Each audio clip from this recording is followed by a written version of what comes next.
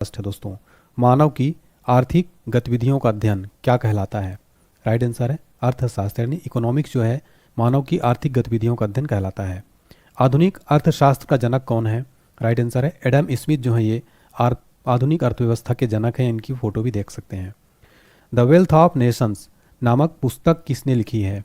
Adam Smith ने 1776 ईस्वी में द वेल्थ ऑफ नेशंस नामक पुस्तक लिखी है। ये आप फोटो में भी देख सकते हैं। जब किसी देश को उसकी समस्त आर्थिक क्रियाओं के संदर्भ में परिभाषित करते हैं तो उसे क्या कहते हैं? अर्थव्यवस्था, यानी इकोनॉमी। नेक्स्ट क्वेश्चन है हमारा, भारतीय अर्थव्यवस्था का जनक कौन है? राइट आंसर हो जाएगा पीवी नरसिम्हा राव भारतीय अर्थव्यवस्था के जनक हैं और इनको भारत रत्न भी मिल चुका है पीवी नरसिम्हा राव जी को। उदारीकरण का जनक किसे कहा जाता है? राइट आंसर है डॉक्टर मनमोहन सिंह, भारत के पूर्व प्रधानमंत्री। इनको उदारीकरण का जनक कहा जाता है। नेक्स्ट क्वेश्चन है, अर्थशास्त्र में नोबेल पुरस्कार पाने वाले पहले भारतीय अर्थशास्त्री कौन थे? तो अमर्त्य सेन थे साथियों। 1998 में इनको मिला था और इनको कल्याणकारी अर्थशास्त्र के लिए मिला था। ठीक है, तो आपको ये भी इनका क्षेत्र याद रखना है। कई बार डिटेल में पूछ लेता है किस क्षेत्र के लिए? कल्याणकारी अर्थशास्त्र के लिए। अमर्त्य सेन को किस वर्ष भारत रत्न दिया गया था? राइट आंसर है 1999 में अमर्त्य सेन को भारत रत्न दिया गया था। अर्थशास्त्र को कितने भागों में बांटा गया है? तो राइट आंसर है 2, यानी कि पहला है मैक्रो इकोनॉमिक्स यानी समष्टि अर्थशास्त्र, दूसरा है माइक्रो इकोनॉमिक यानी व्यष्टि अर्थशास्त्र। नेक्स्ट है, विश्व जीडीपी रैंकिंग सूची 2023 के अनुसार दुनिया की 5वीं बड़ी अर्थव्यवस्था किस देश की है? तो भारत जो है साथियों दुनिया की 5वीं सबसे बड़ी अर्थव्यवस्था है। राष्ट्रीय प्रतिदर्श सर्वेक्षण संगठन यानी नेशनल सैंपल सर्वे ऑर्गेनाइजेशन की स्थापना किस वर्ष हुई थी? 1950 में हुई थी। और देखिए फ्रेंड्स, ये आप एनएसएसओ का लोगो देख सकते हैं। नेक्स्ट देखिए, राष्ट्रीय सांख्यिकी आयोग यानी नेशनल स्टैटिकल कमीशन की स्थापना किस समिति की अनुशंसा पर स्वीकार की गई थी? राइट आंसर है सी रंगराजन समिति की स्थापना, और इसकी स्थापना हुई थी 2005 में। इसका मुख्यालय कहाँ पर है साथियों? नई दिल्ली में। राष्ट्रीय सांख्यिकी आयोग के बारे में हमने यहाँ पर देखा है। ठीक है, तो इसका मुख्यालय भी फ्रेंड्स कई बार पूछ लेता है। देखिए फ्रेंड्स, जितने भी कॉम्पिटिटिव एग्जाम है, एसएससी, रेलवे, पीएससी, पुलिस या फिर कोई भी गवर्नमेंट कॉम्पिटिटिव एग्जाम हो, सारे टॉपिक, ये सारे एग्जाम्स के लिए टॉपिक हमारा है, क्योंकि आप लोग कमेंट करके पूछते रहते हैं। नेक्स्ट देखिए, राष्ट्रीय सांख्यिकी दिवस यानी नेशनल स्टैटिक्स डे प्रतिवर्ष किसके जन्म दिवस पर मनाया जाता है? तो राइट आंसर है पीसी महालनोबिस, यानी 29 जून को प्रतिवर्ष मनाया जाता है नेशनल स्टैटिक्स डे, राष्ट्रीय सांख्यिकी दिवस। वर्ष 1949 में भारत सरकार द्वारा नियुक्त राष्ट्रीय आय समिति के अध्यक्ष कौन थे? राइट आंसर है पीसी महालनोबिस। भारत में सर्वप्रथम राष्ट्रीय आय की गणना का प्रयास किसने और कब किया था? राइट आंसर है दादा भाई नौरोजी जी ने 1863 में किया था। इनको grand old man of India भी कहा जाता है फ्रेंड्स। ठीक है, नेक्स्ट देखिए, भारतीय अर्थव्यवस्था में सकल राष्ट्रीय उत्पाद में सबसे अधिक योगदान किस क्षेत्र का है? एग्जाम्स के लिए वेरी इंपॉर्टेंट क्वेश्चन है। राइट आंसर है तृतीय क्षेत्र, इसको सेवा क्षेत्र भी कहा जाता है। ये भारतीय अर्थव्यवस्था में सबसे अधिक योगदान इसी क्षेत्र का, तृतीय क्षेत्र का। मानव विकास सूचकांक यानी जो ह्यूमन डेवलपमेंट इंडेक्स है, किसके द्वारा जारी किया जाता है? तो यूएनडीपी के द्वारा, यानी कि इसका फुल फॉर्म होता है यूनाइटेड नेशंस डेवलपमेंट प्रोग्राम के द्वारा जारी किया जाता है। मानव विकास सूचकांक किसके द्वारा विकसित किया गया था? राइट आंसर है महबूब उल हक के द्वारा 1990 में इसको विकसित किया गया था, और ये पाकिस्तान के अर्थशास्त्री थे साथियों। ठीक है, बहुत प्रसिद्ध अर्थशास्त्री थे पाकिस्तान के। ठीक है, नेक्स्ट क्वेश्चन देखिए, अर्थशास्त्र की किस शाखा में किसी देश या विश्व की समस्त अर्थव्यवस्था और उनकी समस्याओं का अध्ययन किया जाता है? तो मैक्रो इकोनॉमिक्स यानी समष्टि अर्थशास्त्र। समष्टि अर्थशास्त्र को शुरू करने का श्रेय किससे जाता है?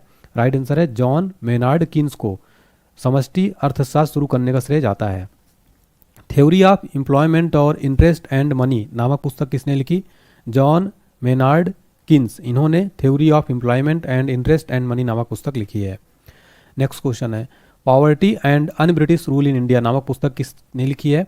दादा भाई नौरोजी जी के द्वारा poverty and un British rule in India नामक पुस्तक लिखी है। वेरी इंपॉर्टेंट क्वेश्चन है फ्रेंड्स, एग्जाम के लिए आपको इसको 5 स्टार मार्क कर लेना चाहिए। ये प्रश्न एग्जाम में बार बार डायरेक्ट पूछ लेता है। दादा भाई नौरोजी ने अपनी पुस्तक poverty and un British rule in India में भारत में प्रति व्यक्ति आय कितनी बताई थी? 20 रुपये प्रति व्यक्ति। ठीक है, नेक्स्ट देखिए, भारत में राष्ट्रीय आय का आकलन करने वाली एजेंसी का नाम क्या है? केंद्रीय सांख्यिकी संगठन यानी CSO। केंद्रीय सांख्यिकी संगठन जो है साथियों भारत में राष्ट्रीय आय का आकलन करती है। किस प्रकार की अर्थव्यवस्था में निजी क्षेत्र और सरकारी क्षेत्र दोनों की समान भागीदारी होती है? तो मिश्रित अर्थव्यवस्था में फ्रेंड्स निजी और सरकारी क्षेत्र यानी कि प्राइवेट और गवर्नमेंट जो है दोनों का भागीदारी होती है, पार्टनरशिप होती है। भारत की अर्थव्यवस्था किस प्रकार की है? राइट आंसर है मिश्रित अर्थव्यवस्था है भारत की।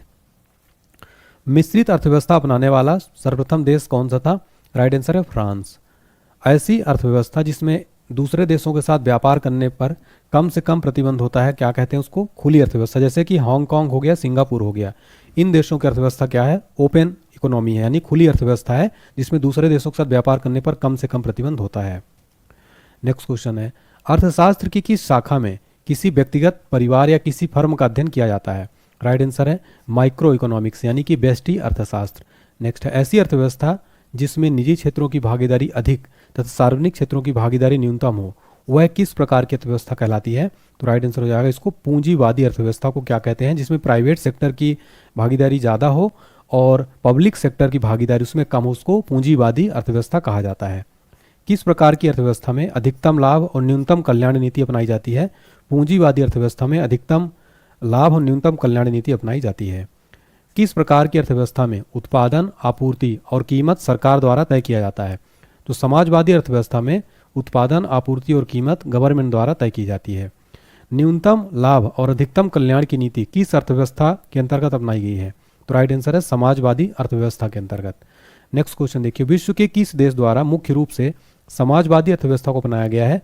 तो राइट आंसर हो जाएगा रूस के द्वारा जो है समाजवादी अर्थव्यवस्था को अपनाया गया। देखिए फ्रेंड्स, आप क्वेश्चंस का लेवल देख के समझ पा रहे होंगे कि क्वेश्चन कितने ज़्यादा इंपॉर्टेंट है ऑल एग्जाम के लिए। इसलिए मैं कह रहा हूँ कि इस वीडियो को अगर आप पूरा देख लेंगे तो आपका एक भी प्रश्न साथियों यहाँ से बाहर नहीं जाएगा। मैंने बहुत मेहनत करके पूरा अर्थशास्त्र का निचोड़ यहाँ पर रख दिया है। वह अर्थव्यवस्था जिसमें ना तो आयात और ना ही निर्यात होता है, कैसी अर्थव्यवस्था कहलाती है? बंद अर्थव्यवस्था। यानी जैसे कि उत्तर कोरिया जो हो गया साथियों, यहाँ पर तानाशाही शासन चलता है, यहाँ ना तो आयात होता है ना ही निर्यात होता है, इसको क्या कहते हैं? बंद अर्थव्यवस्था कहते हैं। नेक्स्ट देखिए, भारत की अर्थव्यवस्था की आर्थिक गतिविधियों को कितने क्षेत्रों में बांटा गया है? तो टोटल 3 क्षेत्रों में बांटा गया फ्रेंड्स। पहला है प्राथमिक क्षेत्र, दूसरा है द्वितीय क्षेत्र और तीसरा है तृतीय क्षेत्र। नेक्स्ट है, अर्थव्यवस्था का कौन सा क्षेत्र प्रत्यक्ष रूप से पर्यावरण पर निर्भर करता है? तो जो साथियों जो प्राथमिक क्षेत्र है ये पर्यावरण पर निर्भर करता है, जैसे कि भूमि, जल, वनस्पति, खनिज, कृषि, पशुपालन, मत्स्य पालन और खनन।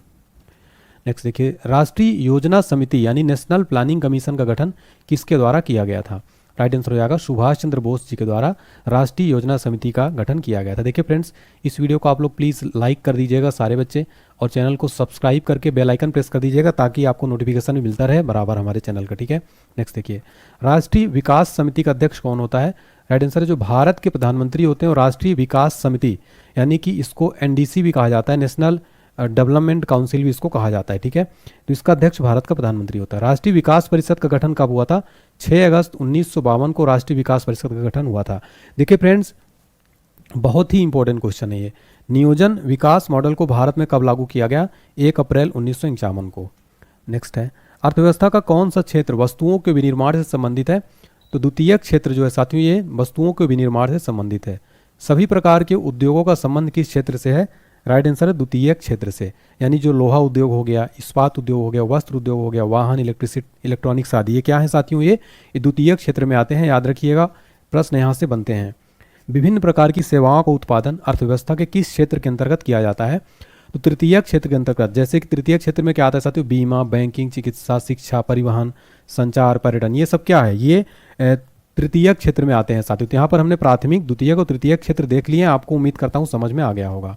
नेक्स्ट देखिए, मिश्रित अर्थव्यवस्था की संकल्पना किस अर्थशास्त्री के विचारों से प्रेरित है? तो जॉन मेनार्ड कीन्स। नेक्स्ट है, अर्थशास्त्र में नोबेल पुरस्कार प्राप्त करने वाले दूसरे भारतीय मूल के व्यक्ति कौन हैं? तो राइट आंसर है अभिजीत बनर्जी को 2019 में मिला था इनको, और पहले कौन थे? पहले अमर्त्य सेन थे साथियों, ठीक है। किस अर्थव्यवस्था में राष्ट्रीय आय और प्रति व्यक्ति आय एक निर्धारित स्तर से ऊपर पाई गई है? तो विकसित अर्थव्यवस्था में फ्रेंड्स राष्ट्रीय आय और प्रति व्यक्ति आय एक निर्धारित स्तर से ऊपर पाई जाती है। नेक्स्ट है, हस्तक्षेप का सिद्धांत यानी जो लेजिस फेयर का प्रतिपादन किसने किया था? एडम स्मिथ ने किया था। गांधीवादी अर्थव्यवस्था किस सिद्धांत पर आधारित है? तो ये साथियों न्यास सिद्धांत, यानी ये जो है ट्रस्टीशिप पर आधारित है। नेक्स्ट है, समाजवादी अर्थव्यवस्था यानी कि सोशलिस्ट इकोनॉमी जो है साथियों, इसका जनक किसे माना गया है? कार्ल मार्क्स को समाजवादी अर्थव्यवस्था का साथियों जनक जो है माना गया है। नेक्स्ट क्वेश्चन है हमारा, भारतीय अर्थव्यवस्था के उदारीकरण का अग्रदूत किसको कहा जाता है? तो डॉक्टर मनमोहन सिंह को भारतीय अर्थव्यवस्था का उदारीकरण का अग्रदूत जो है कहा जाता है फ्रेंड्स। किसी अर्थव्यवस्था में होने वाले मात्रात्मक परिवर्तन को क्या कहते हैं? तो राइट आंसर है आर्थिक समृद्धि। नेक्स्ट क्वेश्चन है, प्रति व्यक्ति समग्र उत्पादन और प्रति व्यक्ति भौतिक पूंजी में वृद्धि क्या दर्शाती है? तो आर्थिक समृद्धि को दर्शाती है। किसी भी देश के लिए आर्थिक समृद्धि का सबसे उपयुक्त मापदंड किसे माना जाता है? तो प्रति व्यक्ति वास्तविक आय को माना जाता है। नेक्स्ट है, भारतीय अर्थव्यवस्था ने किस वर्ष सर्वाधिक आर्थिक समृद्धि दर प्राप्त की थी? तो 2006 से 7 के बीच में 9.6% साथियों सर्वाधिक आर्थिक समृद्धि दर प्राप्त की थी। सकल घरेलू उत्पादन यानी जीडीपी में परिवर्तन की दर क्या कहलाती है? आर्थिक विकास दर यानी इकोनॉमिक डेवलपमेंट रेट। हिंदू वृद्धि दर यानी हिंदू ग्रोथ रेट का संबंध किससे है? राष्ट्रीय आय से है फ्रेंड्स, ठीक है, हिंदू ग्रोथ रेट का। भारत में सिक्कों की ढलाई किन स्थानों पर होती है? तो मुंबई, कोलकाता, हैदराबाद और नोएडा में सिक्कों की ढलाई होती है। याद रखिएगा 1988 में स्थापना की गई। कहाँ कहाँ पर? मुंबई, कोलकाता, हैदराबाद और नोएडा में सिक्कों की ढलाई होती है। नेक्स्ट, भारत में 1 रुपया का नोट किसके द्वारा जारी किया जाता है? तो वित्त मंत्रालय के द्वारा 1 रुपया का नोट जारी किया जाता है। नेक्स्ट देखिए, 1 रुपये के नोट पर किसके हस्ताक्षर होते हैं? तो वित्त सचिव के हस्ताक्षर होते हैं फ्रेंड्स 1 रुपये के नोट पर। इस क्वेश्चंस को फ्रेंड्स आप ना जो है 5 स्टार मार्क कर लेना, यहाँ से डायरेक्ट एग्जाम में प्रश्न बनते हैं। नेक्स्ट देखिए, 1 रुपये के अलावा अन्य नोटों पर किसके हस्ताक्षर होते हैं? तो आरबीआई गवर्नर के साथियों। 1 रुपये के अलावा जो है अन्य नोटों पर किसके हस्ताक्षर होते हैं? आरबीआई गवर्नर के। भारत में देश के विदेशी मुद्रा भंडार का विरक्षक कौन है? तो आरबीआई यानी कि रिजर्व बैंक ऑफ इंडिया। फिर हमारा नेक्स्ट क्वेश्चन देखते हैं फ्रेंड्स। नेक्स्ट क्वेश्चन है, केंद्रीय सांख्यिकी संगठन तथा राष्ट्रीय प्रतिदर सर्वेक्षण कार्यालय का विलय कर किस नई संस्था को स्थापित किया गया? तो राइट आंसर है राष्ट्रीय सांख्यिकी कार्यालय यानी नेशनल स्टैटिस्टिकल ऑफिस। नेक्स्ट है, भारत में आर्थिक नियोजन की पृष्ठभूमि किसने तैयार की थी? एमएस विश्वेश्वरैया ने 1934 में तैयार की थी फ्रेंड्स। नेक्स्ट देखिए, वर्ष 1944 में गांधीवादी योजना किसने प्रतिपादित की थी? नारायण अग्रवाल ने। नेक्स्ट क्वेश्चन है, भारतीय संविधान में आर्थिक तथा सामाजिक नियोजन को किस अनुसूची का विषय बनाया गया है? राइट आंसर हो जाएगा समवर्ती सूची का। नेक्स्ट है, भारत में आर्थिक नियोजन के उद्देश्य से पंचवर्षीय योजनाओं का निर्माण कब से किया गया था? 1 अप्रैल 1951 से। नेक्स्ट क्वेश्चन है हमारा, भारत में पंचवर्षीय योजनाओं के निर्माण के लिए किस आयोग का गठन किया गया था? तो राइट आंसर हो जाएगा फ्रेंड्स योजना आयोग का गठन किया गया था भारत में पंचवर्षीय योजनाओं के निर्माण के लिए। नेक्स्ट देखिए, योजना आयोग का गठन कब किया गया था? तो 15 मार्च 1950 को फ्रेंड्स योजना आयोग का गठन किया गया था। वेरी इंपॉर्टेंट है। नेक्स्ट देखिए, पंचवर्षीय योजनाओं के निर्माण के लिए गठित योजना आयोग की अध्यक्षता किसके द्वारा की जाती थी? तो राइट आंसर हो जाएगा प्रधानमंत्री के द्वारा साथियों की जाती थी। किसके द्वारा पंचवर्षीय योजनाओं को मंजूरी दी जाती थी? तो राष्ट्रीय विकास परिषद के द्वारा जो है दी जाती थी, क्योंकि अभी वर्तमान में साथियों योजना आयोग के स्थान पर नीति आयोग का गठन किया गया है। आगे मैं आपको डिटेल में बताऊंगा। राष्ट्रीय विकास परिषद का गठन कब किया गया था? राइट आंसर है 6 अगस्त 1952 को। भारत में किस व्यक्ति द्वारा पंचवर्षीय योजना की अवधारणा पेश की गई थी? सही उत्तर है जवाहरलाल नेहरू जी के द्वारा। पहली पंचवर्षीय योजना का कार्यकाल कब से कब तक रहा? 1951 से 1956 तक। प्रथम पंचवर्षीय योजना किस मॉडल पर आधारित थी? राइट आंसर है हेराल्ड डोमर मॉडल पर। प्रथम पंचवर्षीय योजना में किस क्षेत्र को उच्च प्राथमिकता दी गई? कृषि को। किस सिंचाई परियोजना को प्रथम पंचवर्षीय योजना काल के दौरान शुरू किया गया था? राइट आंसर है भाखड़ा नागल परियोजना, दामोदर नदी घाटी परियोजना और ब्यास परियोजना। इन तीनों परियोजनाओं को पहली पंचवर्षीय योजना के दौरान जो है शुरू किया गया था। नेक्स्ट है, किस देश से भारत में पंचवर्षीय योजना को अपनाया गया है? तो राइट आंसर है रूस। साथियों, जो पंचवर्षीय योजना है भारत में रूस से अपनाया गया है। नेक्स्ट देखिए, भारतीय संविधान में आर्थिक और सामाजिक योजना को किस सूची में रखा गया है? तो राइट आंसर हो जाएगा समवर्ती सूची में। नेक्स्ट क्वेश्चन है फ्रेंड्स, द्वितीय पंचवर्षीय योजना का कार्यकाल कब से कब तक रहा? तो राइट आंसर हो जाएगा 1956 से 1961 तक। द्वितीय पंचवर्षीय योजना किस मॉडल पर आधारित था? पीसी महाल नोबिस मॉडल पर आधारित है दूसरी पंचवर्षीय योजना। फ्रेंड्स, ये जो योजना मॉडल है ना, ये एग्जाम में यहाँ से बहुत बार प्रश्न बनते हैं और मैं बार बार इसलिए कह रहा हूँ आपको फ्रेंड्स, क्योंकि ये बहुत इंपॉर्टेंट टॉपिक है। आप यहाँ से लगभग कम से कम आप 8 से 10 प्रश्न साथियों लगभग जीएस में यहाँ से बनते हैं अर्थव्यवस्था में। ठीक है, नेक्स्ट देखिए, द्वितीय पंचवर्षीय योजना में किस क्षेत्र को प्राथमिकता दी गई थी? उद्योग या खनिज को।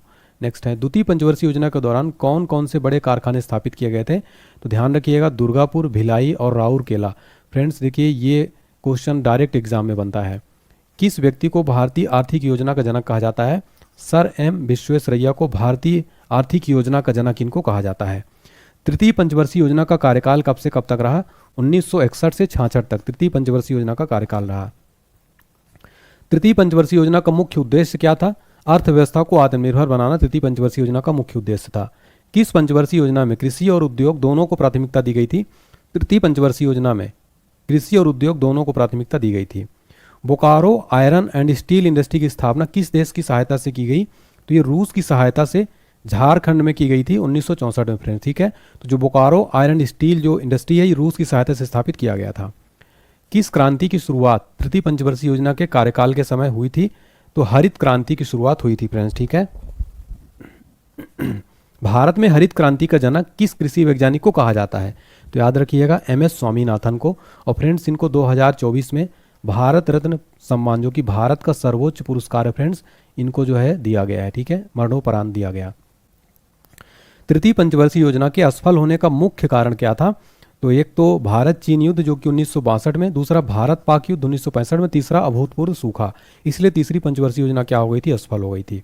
चतुर्थ पंचवर्षीय योजना का कार्यकाल कब से कब तक रहा? 1969 से 1974 तक जो है साथियों चतुर्थ पंचवर्षीय योजना का कार्यकाल रहा। देखिए फ्रेंड्स, अगर आपको मेरी वीडियो पसंद आती है तो कमेंट सेक्शन में फीडबैक जरूर दीजिएगा, आपको मेरी क्लास कैसी लग रही है। अभी तो आपको पूरे 400 क्वेश्चन और करने हैं कंप्लीट इसी वीडियो में। वीडियो थोड़ा लंबा होगा, आप इसलिए बीच में साथियों इसको 2 पार्ट में भी देख सकते हैं। किस पंचवर्षीय योजना के समय कृषि वृद्धि दर सर्वाधिक रही थी? तो चतुर्थ पंचवर्षीय योजना के समय कृषि वृद्धि दर सर्वाधिक रही थी। चतुर्थ पंचवर्षीय योजना में किस क्षेत्र को उच्च प्राथमिकता दी गई थी? तो राइट आंसर हो जाएगा मुद्रास्फीति को नियंत्रित करना और आर्थिक क्षेत्र में आर्थिक स्थिति में स्थिरता। चतुर्थ पंचवर्षीय योजना किस मॉडल पर आधारित थी? तो DR गाडगिल मॉडल पर आधारित थी चौथी पंचवर्षीय योजना। किस क्रांति का प्रारंभ चतुर्थ पंचवर्षीय योजना के कार्यकाल में हुआ था? श्वेत क्रांति यानी ऑपरेशन फ्लड। गरीबी उन्मूलन तथा आत्मनिर्भरता की प्राप्ति किस पंचवर्षीय योजना का मुख्य उद्देश्य था? तो पांचवी पंचवर्षीय योजना का मुख्य उद्देश्य क्या था साथियों? मुख्य उद्देश्य था गरीबी उन्मूलन तथा आत्मनिर्भरता की प्राप्ति। फ्रेंड्स ये क्वेश्चन आप दिमाग में बिल्कुल बैठा लेना, 5 स्टार। ये डायरेक्ट प्रश्न पूछता है किस पंचवर्षीय योजना में गरीबी उन्मूलन का लक्ष्य था? तो आपको याद रखना है पांचवी पंचवर्षीय योजना। पांचवी पंचवर्षीय योजना का कार्यकाल कब से कब तक रहा? राइट आंसर 1974 से 1978 तक। छठी पंचवर्षीय योजना का कार्यकाल कब से कब तक रहा? 1980 से 1985 तक। तो ये भी आपको फ्रेंड्स जो है याद रखना है, ठीक है। नेक्स्ट देखिए, छठी पंचवर्षीय योजना का मुख्य उद्देश्य क्या था? तो गरीबी उन्मूलन और रोजगार में वृद्धि, ठीक है। लुढ़कती हुई योजना यानी कि रोलिंग प्लान का संबंध किस योजना से है? अनवरत योजना। और आपको बता दें कि जनता पार्टी की सरकार द्वारा मोरारजी देसाई के नेतृत्व में 1978 से 83 अवधि के लिए बनाई गई थी अनवरत योजना। नेक्स्ट देखिए, भोजन, काम और उत्पादन का नारा किस पंचवर्षीय योजना के कार्यकाल में दिया गया था? सातवीं पंचवर्षीय योजना के कार्यकाल में दिया गया था। सातवीं पंचवर्षीय योजना का कार्यकाल कब से कब तक रहा? 1985 से 1990 तक। सातवीं पंचवर्षीय योजना निम्न में से किस मॉडल पर आधारित थी? W मिलर मॉडल पर। सातवीं पंचवर्षीय योजना का मुख्य उद्देश्य क्या था? रोजगार के अधिक अवसर जुटाना, न्याय पर आधारित सामाजिक प्रणाली, देसी तकनीकी का विकास। फ्रेंड्स अर्थव्यवस्था के सारे टॉपिक इस वीडियो में हम देखेंगे। किस योजना का आरंभ सातवीं पंचवर्षीय योजना के समय हुआ था? तो जवाहर रोजगार योजना का प्रारंभ सातवीं पंचवर्षीय योजना के समय हुआ था।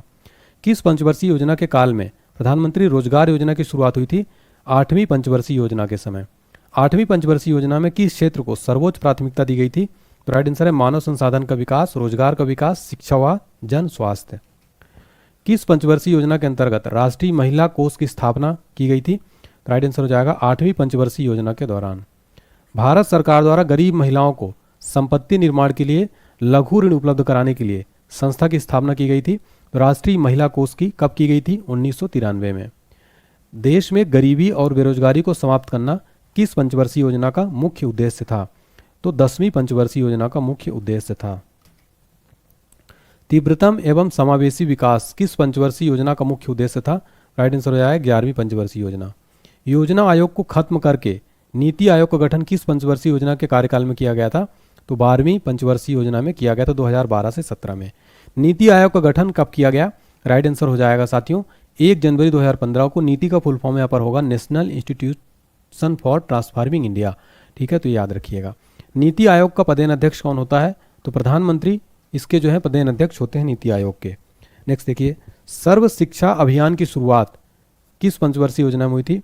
राइट आंसर हो जाएगा 9वीं पंचवर्षीय योजना में सर्व शिक्षा अभियान की शुरुआत हुई थी और 1997 से 2002 के बीच में। नेक्स्ट देखिए, नाबार्ड तथा एक्जिम बैंक की स्थापना किस पंचवर्षीय योजना कार्यकाल के समय हुई? छठी पंचवर्षीय योजना के समय 1980 से 85 के दौरान हुई थी। भारत में सर्वप्रथम कागजी मुद्रा यानी पेपर मनी की शुरुआत किस वर्ष की गई? राइट आंसर है 1862 में भारत में सबसे सर्वप्रथम कागजी मुद्रा यानी पेपर मनी की शुरुआत हुई थी, यानी नोट प्रचलन हुआ था। विदेशी मुद्रा जिसमें त्वरित प्रवास की प्रवृत्ति यानी क्विक माइग्रेशन ट्रेंड होती है, ऐसी मुद्रा क्या कहलाती है? गर्म मुद्रा यानी हॉट मनी। स्मार्ट मनी या प्लास्टिक मनी शब्द का प्रयोग किसके लिए किया जाता है? तो क्रेडिट या डेबिट कार्ड के लिए। बिटकॉइन क्रिप्टो करेंसी का प्रचलन किसने शुरू किया था? तो सातोशी नाकामोतो ने साथियों ये बिटकॉइन क्रिप्टो करेंसी का प्रचलन शुरू किया था। भारतीय रुपया किस वर्ष तक 16 आनों में विभाजित था? 1957 तक। आरबीआई द्वारा जारी नोटों में कुल कितनी भाषाओं का प्रयोग किया जाता है? टोटल 17 भाषाएं होती है फ्रेंड्स। ये क्वेश्चन एसएससी एग्जाम में बहुत बार पूछा गया है। वह मुद्रा जिसका वास्तविक एवं अंकित मूल्य बराबर हो उसे क्या कहते हैं? प्रामाणिक मुद्रा। प्रामाणिक मुद्रा यानी कि स्टैंडर्ड मनी। विशेष आहरण अधिकार यानी स्पेशल ड्राइविंग राइट्स किस प्रकार की मुद्रा का उदाहरण है? तो ये एक आर्टिफिशियल मुद्रा यानी कि कृत्रिम मुद्रा। आर्टिफिशियल हिंदी में कृत्रिम कहते हैं। भारत में मुद्रा गुणक यानी मनी मल्टीप्लायर को किस रूप में परिभाषित किया जाता है? आरक्षित मुद्रा के रूप में। पोस्टल ऑर्डर, डिमांड ड्राफ्ट तथा चेक किस प्रकार की मुद्रा के प्रकार हैं? तो ये साथियों ऐच्छिक मुद्रा यानी ऑप्शनल मनी। मुद्रा प्रसार यानी करेंसी एक्सपेंशन से क्या तात्पर्य है? तो अर्थव्यवस्था में ऊंची कीमतों का होना, मुद्रा प्रसार। ठीक है, नेक्स्ट देखिए, वर्ष 2020 तक एक वैश्विक डिजिटल करेंसी लिब्रा तथा एक डिजिटल वॉलेट कैलिब्रा जारी करने की घोषणा किसने की थी? तो फेसबुक जो कंपनी है इसने किया था। फेसबुक का भी नया नाम हो गया है मेटा। क्या हो गया है? मेटा। तो ये भी आपको याद रखना है। भारत में मुद्रा और साख का नियंत्रण किसके द्वारा किया जाता है? आरबीआई यानी कि भारतीय रिजर्व बैंक के द्वारा, रिजर्व बैंक ऑफ इंडिया। ठीक है, तो ये याद रखिएगा। सर्वप्रथम आधुनिक बैंकिंग का विकास किस देश में हुआ था? इटली में हुआ था। भारतीय रिजर्व बैंक की स्थापना किस वर्ष हुई थी? तो राइट आंसर हो जाएगा 1935 में। भारत में केंद्रीय बैंक की स्थापना का प्रथम प्रयास किस आयोग ने किया था? राइट आंसर है चैम्बरलिन आयोग, वर्ष 1914 में। इंपीरियल बैंक ऑफ इंडिया को स्थापना किस वर्ष की गई थी? 1921 में। भारतीय रिजर्व बैंक को कितने मूल्य तक के करेंसी नोट छापने का अधिकार प्राप्त है? तो 10,000 तक। आरबीआई के प्रथम गवर्नर कौन थे? सर ओसवान स्मिथ आरबीआई के प्रथम गवर्नर थे। विश्व की 5वीं ऐसी मुद्रा जिसका अपना प्रतीक है यानी सिंबल है तो भारतीय रुपया। ये आप जो देख रहे हैं साथियों, ये क्या है? ये भारतीय रुपया का सिंबल है। भारतीय रुपया का प्रतीक चिन्ह किसके द्वारा डिजाइन किया गया है? उदय कुमार ने किया था 2010 में। साथियों भारतीय रुपया का जो प्रतीक चिन्ह ये जो आप देख रहे हैं, ये रुपया का प्रतीक चिन्ह, इसको डिजाइन किसने किया था? उदय कुमार ने। नरसिम्हन समिति का संबंध किससे है? बैंकिंग संरचना के सुधारों से। भारत में व्यावसायिक बैंकों द्वारा साख सृजन यानी क्रेडिट क्रिएशन का नियंत्रण कौन करता है? भारतीय रिजर्व बैंक आरबीआई। भारतीय रिजर्व बैंक का मुख्यालय कहाँ स्थित है? राइट आंसर है मुंबई में। भारत में केंद्रीय बैंक और बैंकों का बैंक किसे कहा जाता है? आरबीआई को कहा जाता है। भारत में सिक्के जारी करने तथा नियंत्रित करने का कार्य कौन करता है? आरबीआई। प्रथम क्षेत्रीय ग्रामीण बैंक यानी रीजनल रूरल बैंक की स्थापना किस वर्ष की गई थी? 1975 में। भारत का प्रथम निजी बैंक कौन था? राइट आंसर हो जाएगा इलाहाबाद बैंक, जो भारत का साथियों पहला प्राइवेट बैंक था। ठीक है ना, तो ये भी आपको याद रखना है। नेक्स्ट देखिए, वाणिज्य पत्र यानी कॉमर्शियल पेपर किसके लिए साख का स्रोत है? कारपोरेट उद्योग। इंद्रधनुष योजना का संबंध किससे है? तो बैंकों में वित्तीय सुधार से। आरबीआई भारतीय रिजर्व बैंक का लेखा वर्ष यानी अकाउंटिंग ईयर की अवधि है 1 जुलाई से 30 जून। वर्ष 2008 में वित्तीय क्षेत्रों में सुधार हेतु जिस समिति का गठन किया गया था उसके अध्यक्ष कौन थे? रघुराम राजन। वाणिज्यिक बैंक किस सूची के अंतर्गत आते हैं? संघ सूची के अंतर्गत आते हैं। विश्व का प्रथम केंद्रीय बैंक कौन सा था? तो ये था स्वेरिजेस रिक्स बैंक यानी स्वीडन में था ये। इसकी स्थापना हुई थी 1668 में। साथियों ये विश्व का पहला केंद्रीय बैंक था। इसका नाम है स्वेरिजेस रिक्स बैंक। नेक्स्ट देखिए, भारतीय रिजर्व बैंक के प्रथम भारतीय गवर्नर कौन थे? सीडी देशमुख थे। इनका कार्यकाल 1943 से 1949 तक था। आरबीआई किस प्रणाली के तहत करेंसी नोट जारी करता है? तो नियत न्यूनतम आरक्षण प्रणाली के तहत जो है आरबीआई नोट जारी करता है। भारतीय रिजर्व बैंक को कुल कितना रिजर्व कोष अपने पास रखना होता है? सही उत्तर है 200 करोड़ का जो है कुल रिजर्व कोष अपने पास रखना होता है। किस आयोग की सिफारिश पर आरबीआई की स्थापना की गई थी? हिल्टन यंग आयोग की स्थापना पर आरबीआई की सिफारिश की गई थी फ्रेंड्स। नेक्स्ट क्वेश्चन देखते हैं हमारा, भारतीय रिजर्व बैंक का राष्ट्रीयकरण किस वर्ष किया गया? 1 जनवरी 1949 को आरबीआई का राष्ट्रीयकरण किया गया था। आरबीआई के राष्ट्रीयकरण के समय गवर्नर कौन थे? तो सीडी देशमुख जो है, ये आरबीआई के राष्ट्रीयकरण के समय कौन थे गवर्नर? सीडी देशमुख। आरबीआई का राष्ट्रीयकरण 1 जनवरी 1949 को किया गया। सीडी देशमुख का कार्यकाल कब से कब तक था? 11 अगस्त 1943 से 30 जून 1949 तक।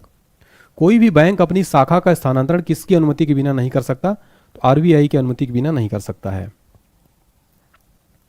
भारत के विदेशी व्यापार से संबंधित आंकड़े किसके द्वारा एकत्रित और प्रकाशित किए जाते हैं? तो आरबीआई के द्वारा। पंजाब नेशनल बैंक की स्थापना किस वर्ष की गई थी? 1894 में की गई थी पंजाब नेशनल बैंक की स्थापना। भारत का पहला व्यापारिक बैंक कौन सा था? जनरल बैंक ऑफ इंडिया, 1786 में स्थापना की गई थी। बैंक ऑफ हिंदुस्तान की स्थापना किस वर्ष की गई थी? 1790 में। भारतीयों द्वारा प्रबंधित सीमित दायित्व का प्रथम भारतीय बैंक कौन सा था? अवध कॉमर्शियल बैंक, 1881 में स्थापना हुई थी। पूर्ण रूप से भारतीयों द्वारा प्रबंधित बैंक कौन सा था? पंजाब नेशनल बैंक था, पीएनबी। पूर्ण रूप से भारतीयों द्वारा प्रबंधित बैंक था ये, ठीक है। नेक्स्ट है, बैंक ऑफ बंगाल की स्थापना कब हुई थी? 1806 में। बैंक ऑफ बॉम्बे की स्थापना कब हुई थी? 1840 में। बैंक ऑफ मद्रास की स्थापना कब हुई? 1843 में। किन 3 बैंकों को मिलाकर इंपीरियल बैंक ऑफ इंडिया की स्थापना की गई थी? Bank of Bengal, bank of Bombay, bank of Madras. 1 जुलाई 1955 से में राष्ट्रीयकरण के उपरांत इंपीरियल बैंक ऑफ इंडिया को किस नाम से जाना गया? State bank of India. ये याद रखिएगा फ्रेंड, ठीक है। तो इंपीरियल बैंक ऑफ इंडिया को जो राष्ट्रीयकरण हुआ था उसके बाद से इसको एसबीआई कहा जाने लगा। नेक्स्ट है, किस वर्ष 8 क्षेत्रीय बैंकों का राष्ट्रीयकरण करके स्टेट बैंक ऑफ इंडिया का सहायक दर्जा दिया गया? 1959 में। एसबीआई की विज्ञापन पंक्ति क्या है? Win you all the way. Bharat का सबसे बड़ा व्यापारिक बैंक कौन सा है? वो है एसबीआई यानी state bank of India. State bank of India का मुख्यालय कहाँ स्थित है? इसका मुख्यालय मुंबई में है। इसकी स्थापना 1 जुलाई 1955 को हुई थी। भारत में कितने करेंसी नोट छापने की प्रेस है? तो ये 4 है टोटल। एक देवास मध्य प्रदेश में, दूसरा नासिक महाराष्ट्र में, तीसरा मैसूर कर्नाटक में, चौथा साल्वोनी पश्चिम बंगाल में, ठीक है। तो करेंसी नोट छापने की कहाँ कहाँ पर है ये ध्यान रखिएगा। Dewas Madhya Pradesh, Nashik, Mysore, Salboni Paschim Bengal. Simply click credit card योजना किस बैंक द्वारा शुरू की गई? एसबीआई। भारत में प्रथम महिला बैंक की स्थापना कब और कहाँ की गई थी? 19 नवंबर 2013 को मुंबई में की गई भारत में प्रथम महिला बैंक। भारत के किस बैंक ने सबसे पहले चीन में अपनी शाखा स्थापित की थी? तो एसबीआई यानी स्टेट बैंक ऑफ इंडिया ने। भारत में पहला इस्लामिक बैंक कहाँ स्थापित किया गया था? कोच्चि, केरला में। प्रथम बैंक क्रेडिट कार्ड कब और किस देश द्वारा निर्मित किया गया था? बैंक ऑफ अमेरिका द्वारा 1959 ईस्वी में। भारत के किस व्यावसायिक बैंक यानी कॉमर्शियल बैंक ने सबसे पहले चलती फिरती एटीएम, मोबाइल एटीएम सेवा शुरुआत किया था? तो आईसीआई बैंक ने साथियों, आईसीआईसीआई बैंक ने कॉमर्शियल बैंक था जो पहला चलता फिरता एटीएम चालू किया था। क्षेत्रीय ग्रामीण बैंक यानी रीजनल रूरल बैंक की स्थापना कब हुई थी? 2 अक्टूबर 1975 में। नाबार्ड की स्थापना कब हुई थी? 1982 में। नाबार्ड का फुल फॉर्म होता है national bank for agriculture and rural development. NABARD का मुख्यालय कहाँ स्थित है? मुंबई में स्थित है। बैंकों के पूंजी पर्याप्तता यानी कैपिटल एडेक्वेसी के मापन के लिए किस अंतर्राष्ट्रीय मानक का प्रयोग किया जाता है? बेसल मानक। किस समिति की अनुशंसा पर नाबार्ड यानी राष्ट्रीय कृषि ग्रामीण विकास बैंक की स्थापना की गई थी? शिव रमन सिंह समिति की सिफारिश पर किया गया था 1982 में। ग्रामीण अवसंरचना विकास कोष यानी रूरल इंफ्रास्ट्रक्चर डेवलपमेंट फंड का संचालन कौन करता है? राइट आंसर हो जाएगा नाबार्ड। नेक्स्ट क्वेश्चन है दोस्तों, किस समिति की अनुशंसा पर भारत में जोखिम परिसंपत्तियों के 9% न्यूनतम पूंजी पर्याप्तता यानी मिनिमम कैपिटल एडेक्वेसी का प्रावधान किया गया है? नरसिम्हन समिति। कर्ज को लौटाने में समर्थ होने के बावजूद जानबूझकर कर्ज न लौटाने वाले ऋणी को किस नाम से जाना जाता है? जिसको इरादतन चूक करता। आयात निर्यात बैंक यानी एग्जिम बैंक कब स्थापित हुआ था? 1982 में। बैंकों में जमा राशि बढ़ने पर मुद्रा आपूर्ति पर क्या प्रभाव पड़ता है? राइट आंसर है मुद्रा आपूर्ति बढ़ती है। रेखी समिति का संबंध किससे है? राइट आंसर है अप्रत्यक्ष कर के संबंध में सुझाव हेतु। जब निश्चित समयावधि में अधिकांश वस्तुओं एवं सेवाओं के मूल्यों में सामान्य स्तर से अधिक वृद्धि होने लगती तो उसे क्या कहते हैं? मुद्रास्फीति यानी इन्फ्लेशन। नेक्स्ट है, भारत में मुद्रास्फीति की दर माप किस आधार पर किया जाता है? उपभोक्ता मूल्य सूचकांक, थोक मूल्य सूचकांक तथा श्रमिक के जीवन निर्वाह सूचकांक के आधार पर। औद्योगिक कर्मकारों के लिए उपभोक्ता कीमत सूचकांक कौन जारी करता है? श्रम ब्यूरो। जब वस्तुओं के मूल्य में वृद्धि होती है तो मुद्रा के मूल्य में कमी किस कारण आती है? मुद्रास्फीति के कारण। मुद्रास्फीति एवं बेरोजगारी दर के मध्य संबंध किसके द्वारा दर्शाया जाता है? तो राइट आंसर हो जाएगा फिलिप्स वक्र के द्वारा। वाणिज्य बैंक यानी कॉमर्शियल बैंक सरकार को किस माध्यम से उधार देता है? संविधिक तरलता अनुपात के माध्यम से जो है कॉमर्शियल बैंक सरकार वाणिज्य बैंक को, यानी कि जो वाणिज्य बैंक है सरकार को किस माध्यम से उधार देता है? तो SLR यानी कि संविधिक तरलता अनुपात। भारत में व्यापारिक बैंकों की देनदारियों में सबसे महत्वपूर्ण अंश किसका है? सावधि जमा यानी फिक्स्ड डिपॉजिट। हेलीकॉप्टर मुद्रा की अवधारणा का प्रतिपादन सर्वप्रथम किस अमेरिकी अर्थशास्त्री ने किया था? Milton Friedman. वह स्थिति जब मुद्रास्फीति और मुद्रा अपस्फीति की अवस्था साथ साथ उपस्थित हो उसे क्या कहते हैं? उसको कहते हैं स्क्यूफ्लेशन। नेक्स्ट है, मुद्रास्फीति एवं मंदी की एक साथ उपस्थिति क्या दर्शाती है? गतिहीन स्फीति। ऋण की सीमाओं में परिवर्तन करना साख नियंत्रण की किस रीति के प्रयोग के द्वारा संभव है? तो गुणात्मक साख नियंत्रण यानी कि इसको कहते हैं क्वालिटेटिव क्रेडिट कंट्रोल। वस्तुओं एवं सेवाओं के सामान्य कीमत स्तर में सतत गिरावट किस कारण होती है? तो अपस्फीति के कारण। मौद्रिक नीतियों की समीक्षा कितने अंतराल पर की जाती है? प्रत्येक 2 माह के उपरांत पर मौद्रिक नीतियों की समीक्षा की जाती है। नगद आरक्षित अनुपात यानी कि कैश रिजर्व रेशियो और खुला बाजार कार्रवाई किसके साधन है? मौद्रिक नीति के। मौद्रिक नीति का निर्माण भारत में किसके द्वारा किया जाता है? RBI यानी रिजर्व बैंक ऑफ इंडिया के द्वारा। RBI जिस दर पर वाणिज्यिक बैंकों को ऋण प्रदान करता है उसे क्या कहते हैं? इसको बैंक दर या बैंक रेट भी कहते हैं। वेरी इंपॉर्टेंट क्वेश्चन है। अल्पकालीन आवश्यकताओं की पूर्ति हेतु जिस ब्याज दर पर कॉमर्शियल बैंक रिजर्व बैंक से ऋण प्राप्त करते हैं उसे क्या कहते हैं? रेपो रेट कहते हैं। रेपो रेट का नियमन कौन करता है? तो भारत का RBI करता है। अल्पकालीन अवधि के लिए जिस ब्याज दर पर रिजर्व बैंक द्वारा कॉमर्शियल बैंक से नकदी प्राप्त की जाती है उसे क्या कहते हैं? रिवर्स रेपो रेट कहा जाता है। फ्रेंड्स याद रखिएगा, ठीक है।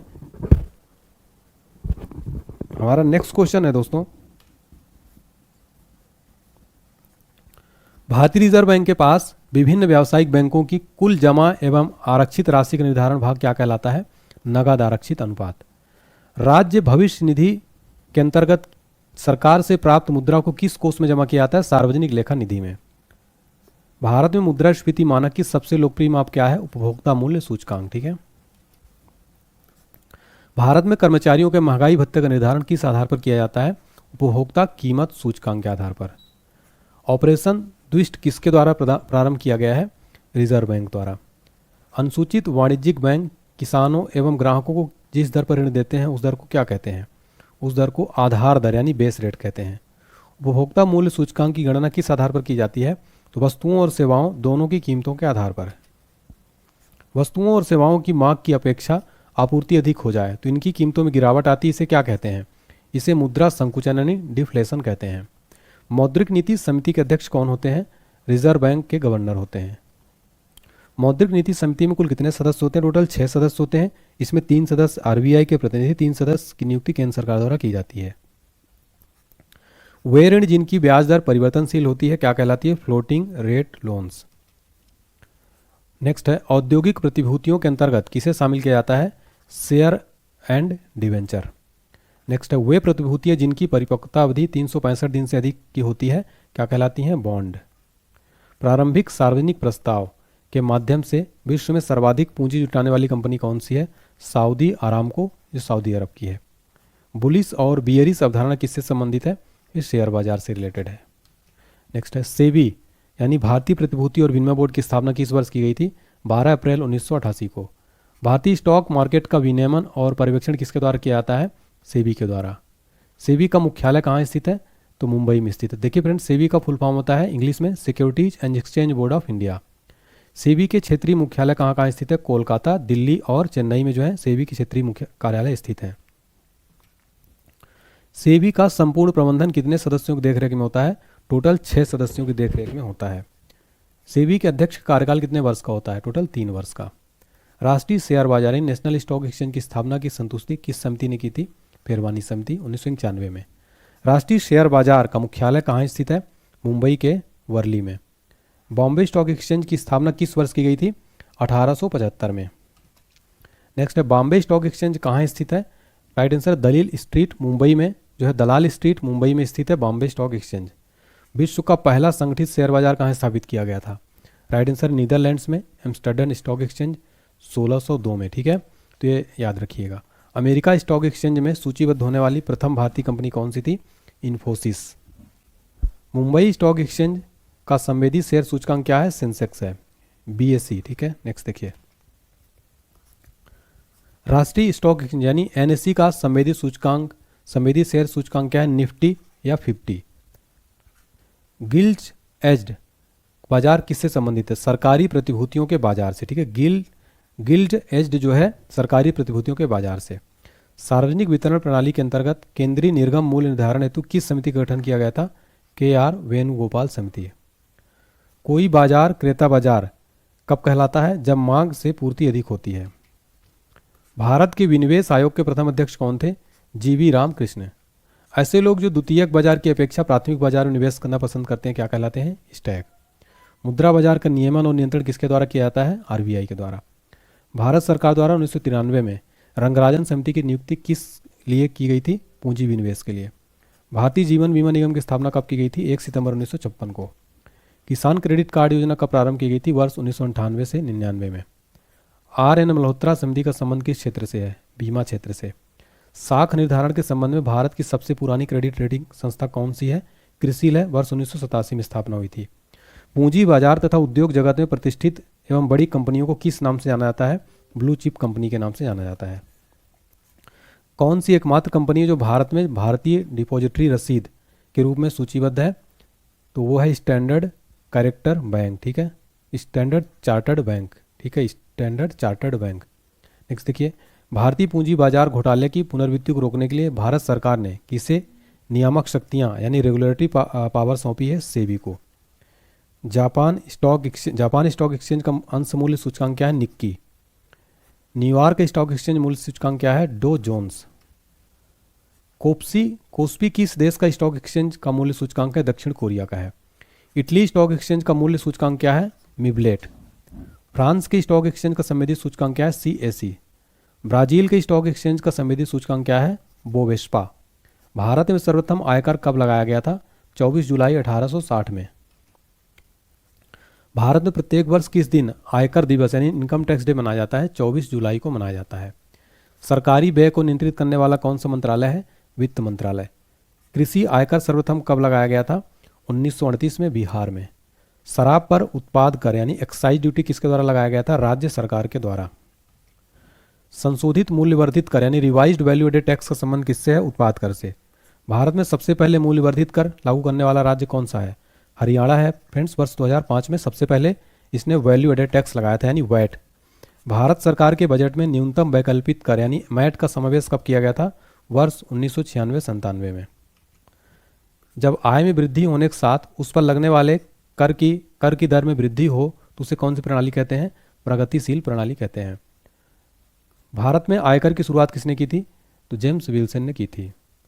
निगम कर यानी कॉर्पोरेट टैक्स किस पर लगाया जाता है? घरेलू एवं विदेशी दोनों कंपनियों पर लगाया जाता है। आयात निर्यात पर लगाए जाने वाले कर को किस नाम से जाना जाता है? सीमा कर यानी कस्टम ड्यूटी। आयकर अधिनियम की धारा 88 के अंतर्गत कर छूटों को समाप्त करने के लिए अनुशंसक की समिति ने की थी? केलकर समिति। भारतीय राष्ट्रीय राजमार्ग प्राधिकरण national highway authority of India के वित्त का प्रमुख स्रोत क्या है? उपकर यानी सेस। किसी विशेष उद्देश्य की पूर्ति के लिए कर आधार पर लगाया गया अन्य कर क्या कहलाता है? उपकर। सेवा कर, बिक्री कर, उत्पाद कर तथा सीमा शुल्क किस कर श्रेणी के अंतर्गत आते हैं? अप्रत्यक्ष कर यानी इनडायरेक्ट टैक्स। व्यक्तिगत आयकर, निगम कर, उपहार कर, संपत्ति कर, ब्याज कर तथा प्रतिभूति व्यवहार कर किस प्रकार कर की श्रेणी में आते हैं? केंद्र सरकार की प्रत्यक्ष कर श्रेणी में। भू राजस्व कर, कृषि आयकर, व्यवसाय कर, रोजगार पर कर तथा पथ कर किस प्रकार के टैक्स में आते हैं? ये तो राज्य सरकार की डायरेक्ट टैक्स श्रेणी में आते हैं यानी प्रत्यक्ष कर की श्रेणी में आते हैं। नेक्स्ट देखिए, बिक्री कर, व्यापार कर, स्टाम्प शुल्क, व्यवसाय टैक्स, ठीक है, राज्य उत्पाद टैक्स, वाहनों पर टैक्स, शिक्षा उपकर, सट्टेबाजी पर टैक्स, डीजल पेट्रोल पर बिक्री कर किस प्रकार का कर की श्रेणी में आते हैं? राज्य सरकार के इनडायरेक्ट टैक्स। ठीक है। व्यक्तिगत रूप से समाज के लिए हानिकारक वस्तुओं और सेवाओं पर लगाया जाने वाला कर क्या कहलाता है? सिन टैक्स। स्टाम्प शुल्क का आरोपण किसके द्वारा आरोपित किया जाता है? केंद्र सरकार के द्वारा। स्टाम्प शुल्क का संग्रह और विनियोजन कौन करता है? राज्य सरकार। पहली बार सेवा कर किस वर्ष शुरू किया गया था? 1994-95 में। कर के ऊपर लगाया गया अतिरिक्त कर क्या कहलाता है? अधिभार यानी सरचार्ज। भारत में जीएसटी को अपनाने वाला पहला राज्य कौन सा था? असम था। ठीक है, याद रखिएगा। कर ढांचे में सुधार के लिए सुझाव देने हेतु किस समिति का गठन किया गया? चलैया समिति 1991 में। भारत में सबसे ज्यादा राजस्व किससे प्राप्त होता है? उत्पाद शुल्क से। वाचू समिति का संबंध किस कार्य क्षेत्र से है? प्रत्यक्ष कर से। एल.के. झा समिति का संबंध किस कार्य क्षेत्र से है? प्रत्यक्ष कर से। पार्थ सारथी सीम समिति का संबंध किससे है? कर नीति से। वाईवी रेड्डी समिति का संबंध किससे है? आयकर छूटों की समीक्षा से। केलकर समिति का संबंध किस कार्य क्षेत्र से है? प्रत्यक्ष एवं परोक्ष कर से। नीति आयोग के उपाध्यक्ष नियुक्ति कौन करता है? भारत के प्रधानमंत्री। थोक मूल्य सूचकांक यानी WPI कौन जारी करता है? वाणिज्य और उद्योग मंत्रालय द्वारा। विवाद से विश्वास योजना किससे संबंधित है? विवादित कर राशि के भुगतान से। वैट सिद्धांत का प्रतिपादन किसने किया था? विल्हेम वॉन सीमेंस ने 1918 में। राज्य स्तर पर वैट किस कर के स्थान पर लागू हुआ था? बिक्री कर पर। काले धन को सफेद करने की प्रक्रिया क्या कहलाती है? मनी लॉन्ड्रिंग यानी मनी लॉन्ड्रिंग कहलाती है। वर्ष 2012 से मनी लॉन्ड्रिंग पर रोक लगाने के उद्देश्य से कौन सा नया कर लगाया गया? एंजल टैक्स जो लगाया गया साथियों। अब इसको लेकिन इस बजट 2024 में साथियों एंजल टैक्स को क्या कर दिया गया? खत्म कर दिया गया है। कौन सा नियम या कानून कर चोरी करने वाली की पहचान करता है? गार यानी कि जनरल एंटी अवॉइडेंस रूल। ठीक है। बाजार की सकारात्मक गतिविधियों से उत्पन्न नकारात्मक प्रभावों पर आरोपित कर को क्या कहते हैं? Pythagoras tax. भारत में वस्तु और सेवा कर गुड्स एंड सर्विस टैक्स की व्यवस्था कब से लागू की गई? 1 जुलाई 2017 से। भारतीय जीएसटी मॉडल किस देश के उपभोग वैट मॉडल पर आधारित है? कनाडा। भारतीय संविधान के किस संशोधन द्वारा जीएसटी को लागू किया गया था? 101वें संविधान संशोधन के द्वारा। जीएसटी परिषद का अध्यक्ष कौन होता है? केंद्रीय वित्त मंत्री। विश्व में सर्वप्रथम किस देश ने जीएसटी लागू किया था? फ्रांस ने 1954 में। जीएसटी परिषद में सम्मिलित कुल सदस्यों की संख्या कितनी है? 33। भारत में जीएसटी पारित करने वाला पहला राज्य कौन सा है? असम है। इस क्वेश्चन में 5 स्टार मार्क कर लेना आप। ठीक है। भारत में जीएसटी लागू करने का सुझाव किसने दिया था? विजय केलकर समिति ने। सर्वप्रथम जीएसटी बिल का प्रारूप तैयार करने वाली समिति के अध्यक्ष कौन थे? असीम दास गुप्ता। जीएसटी पंजीकरण के कुल कितने अंक हैं? टोटल जीएसटी में 15 अंक होते हैं। भारत में जीएसटी का प्रस्ताव कब लाया गया था? 2000 में। जीएसटी दिवस कब मनाया जाता है? 1 जुलाई को प्रतिवर्ष जीएसटी दिवस मनाया जाता है। जीएसटी की चोरी करने में कितने साल की सजा का प्रावधान है? 5 वर्ष का। संविधान के किस अनुच्छेद के तहत जीएसटी परिषद का गठन किया गया है? अनुच्छेद 279 ए के तहत। जीएसटी के कितने प्रकार है? 3 प्रकार है, SGST, CGST और IGST। जीएसटी नेटवर्क के साथ जुड़ी भारत की 2 बड़ी कंपनी कौन सी? इन्फोसिस और विप्रो। बजट किस प्रकार का लेख पत्र है? सरकार की राजकोषीय नीति का। भारत में बजट प्रणाली की शुरुआत करने का श्रेय किस वायसराय को जाता है? लॉर्ड कैनिंग को। भारत में प्रथम बजट कब प्रस्तुत किया गया? 18 फरवरी 1860 को। भारतीय संविधान सरकार को किस अनुच्छेद के अंतर्गत सार्वजनिक बजट बनाने की अधिकारिता प्रदान करती है? तो अनुच्छेद 112 है। भारत की प्रथम पूर्णकालिक महिला वित्त मंत्री कौन है? निर्मला सीतारमण है। भारतीय संविधान के किस अनुच्छेद में वार्षिक वित्तीय विवरण का उल्लेख है, जिसे सामान्यतः बजट कहा जाता है, लेकिन संविधान बजट शब्द का उल्लेख नहीं है? तो 112। देखिए फ्रेंड्स, इसमें जो है वार्षिक वित्तीय विवरण यानी एनुअल फाइनेंशियल स्टेटमेंट का उल्लेख है, लेकिन इसमें संविधान में बजट शब्द का उल्लेख नहीं है। वार्षिक वित्तीय विवरण का अनुच्छेद 112 में उल्लेख है। भारतीय बजट व्यवस्था का जनक किसे माना जाता है? जेम्स विल्सन को। जेम्स विल्सन ने फ्रेंड्स 1860 को ब्रिटिश भारत का प्रथम बजट पेश किया, इसलिए जेम्स विल्सन को भारत में बजट प्रणाली जनक कहा जाता है। उस समय जेम्स विल्सन ब्रिटिश सरकार के वित्त मंत्री थे। नेक्स्ट देखिए, केंद्रीय वित्तीय बजट संसद में किसके द्वारा पेश किया जाता है? वित्त मंत्री के द्वारा। गणतंत्र भारत का प्रथम बजट किसने पेश किया? जॉन मथाई ने पेश किया था। आपको बता दें साथियों, ब्रिटिश भारत का प्रथम बजट 7 अप्रैल 1860 को जेम्स विल्सन ने पेश किया था। स्वतंत्र भारत का प्रथम बजट 26 नवंबर 1947 को RK शनमुखम शेट्टी ने पेश किया था। वहीं गणतंत्र भारत का सर्वप्रथम बजट 28 फरवरी 1950 को जॉन मथाई ने पेश किया था। तो फ्रेंड्स, ये आपको जो तीनों जो मैंने आपको यहाँ पर पॉइंट समझाए हैं, इनको आप समझ लीजिए, नोट कर लीजिए। बजट शब्द का अर्थ क्या होता है? चमड़े का थैला।